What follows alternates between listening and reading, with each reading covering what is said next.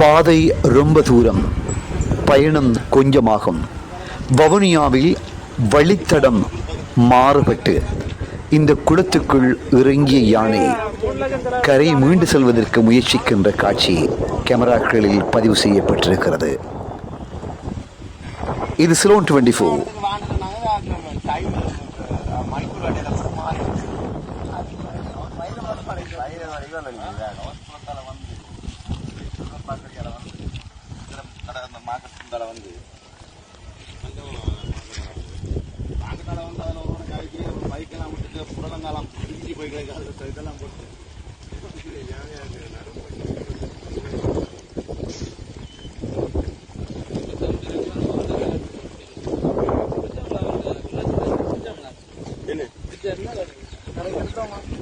நாங்களாம் எடுத்துனாங்களா பார்க்க செத்துட்டு